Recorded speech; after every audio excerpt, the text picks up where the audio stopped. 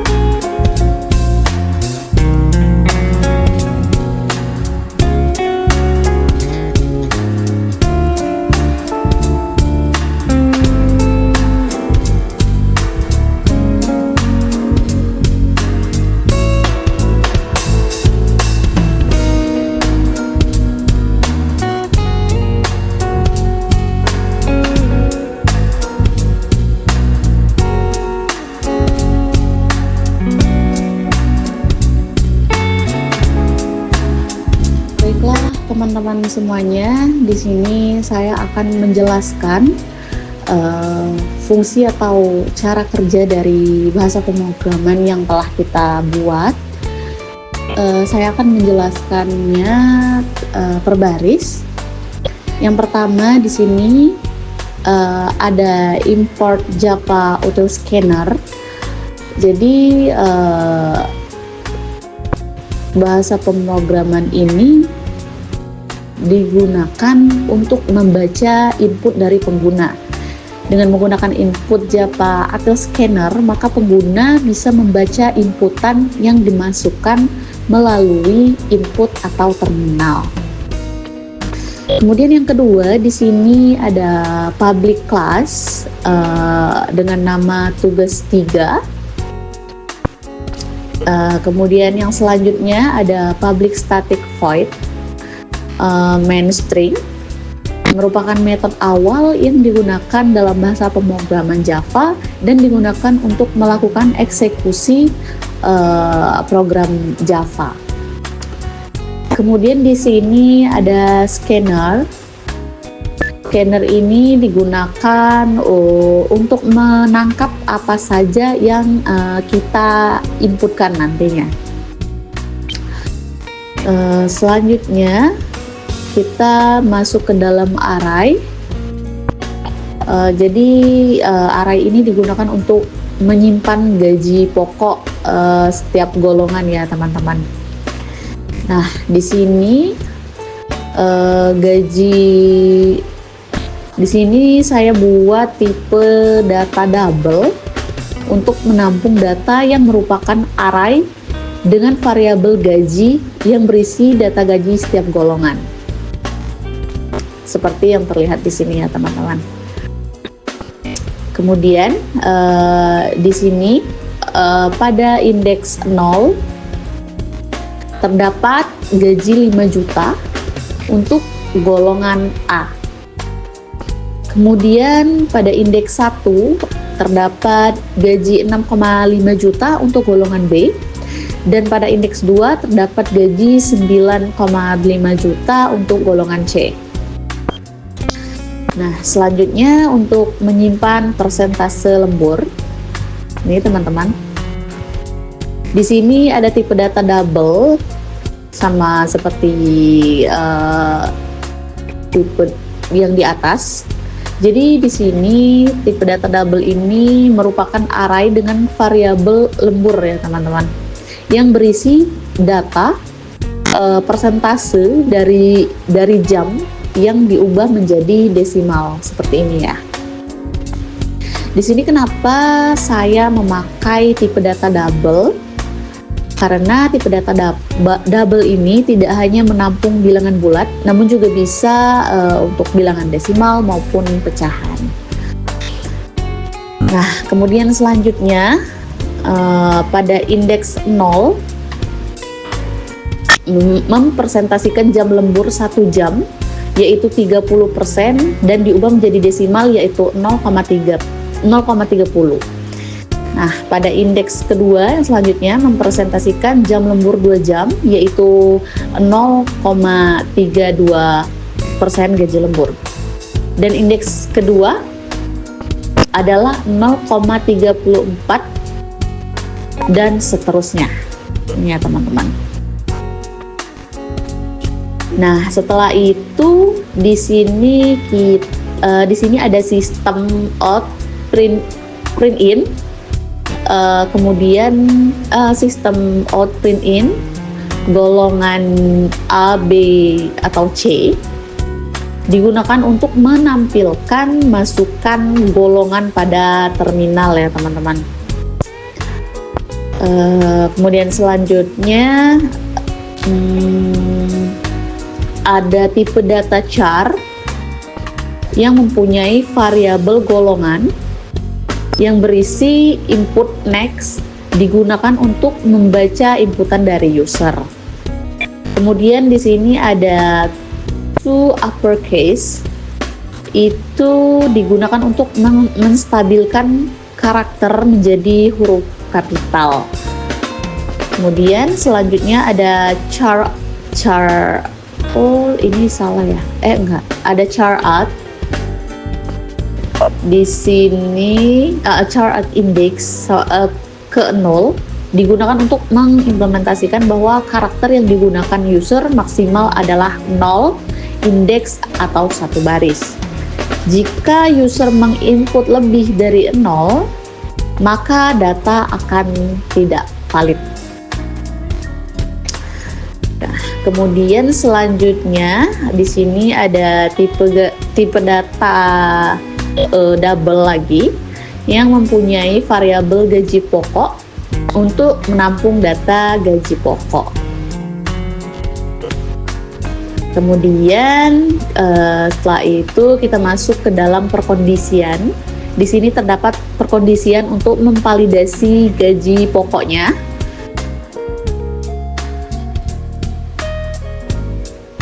Kemudian selanjutnya kita masuk ke dalam kemudian selanjutnya itu ada tipe data boolean dengan variabel golongan valid itu sama dengan true. Dan selanjutnya kita masuk ke dalam perkondisian if. Jika golongan A, maka gaji pokok pada indeks 0 yaitu 5 juta. Kemudian atau jika golongan B, golongan sama dengan B, maka gaji pokok pada indeks ke-1 yaitu 6,5 juta. Kemudian atau jika golongan sama dengan C, maka gaji pokok sama dengan gaji pada indeks kedua yaitu 9,5 juta. Nah, kemudian golongan valid sama dengan false, maka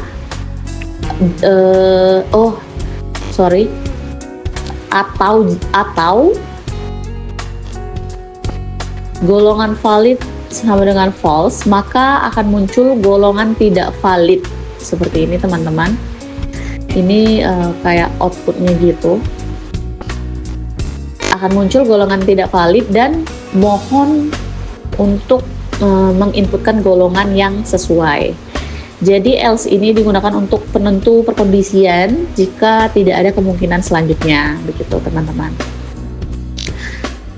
Setelah golongan dan gaji pokok tervalidasi, maka selanjutnya adalah perkondisian untuk menampung data golongan valid. Ya teman-teman. Yaitu jika data yang diinput sudah sesuai, maka akan tampil pesan masukkan jam lembur seperti ini ya. Nah, lalu untuk tipe data integer ini itu digunakan untuk menampung jam lembur yang berisi input next line yang digunakan untuk membaca input dari pengguna. Nah, setelah itu pada tipe data double lagi yang mempunyai variabel gaji lembur untuk menampung data gaji lembur. Nah, setelah itu selanjutnya kita masuk ke dalam perkondisian lagi untuk menghitung gaji lembur berdasarkan jam lemburnya. Di sini jika jam lembur sama dengan 0, maka jam lemburnya sama dengan gaji pokok dikali 0. Artinya pegawai tersebut itu tidak melakukan lembur, teman-teman. Jadi tidak ada gaji untuk gaji lemburnya itu 0. Nah, selanjutnya atau jika jam lembur lebih dari 0, berarti 1 jam atau 1 jam 2 jam namun jam lemburnya lebih kecil atau sama dengan 5, maka gaji lemburnya yang diperoleh dari gaji pokok diarai lembur yang ada di indeks jam lembur dikurang 1.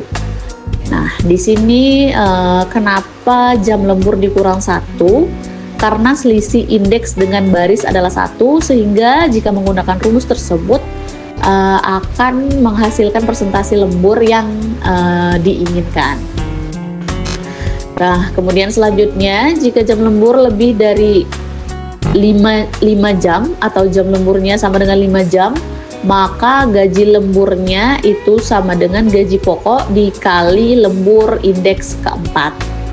Mengapa indeks keempat? Karena indeks keempat ini untuk jam lembur lebih dari 5 jam. Namun jika jam lembur kurang dari 0, maka akan tampil output pesan peringatan seperti ini. Jam lembur tidak ditemukan. Dan mohon untuk menginputkan jam lembur yang sesuai. Nah, kemudian yang terakhir itu untuk menghitung total penghasilan dengan cara total penghasilan ditambah gaji lembur, lalu keluarkan pada output dengan cara sistem outprint total penghasilan. Gitu teman-teman. Oh salah ya, itu jadinya menghitungnya jika total penghasilan, bukan total ya, total penghasilan sama dengan gaji pokok plus gaji lembur, maka akan dikeluarkan output dengan cara sistem out print in total penghasilan. Nah, begitu kira-kira teman-teman.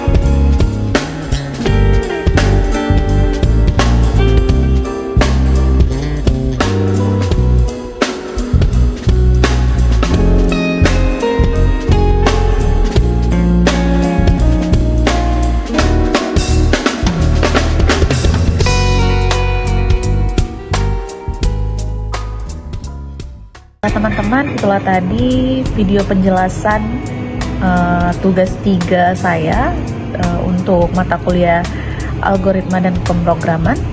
Semoga bermanfaat dan dapat menjadi pembelajaran untuk kita semua. Demikianlah, wassalamualaikum warahmatullahi wabarakatuh.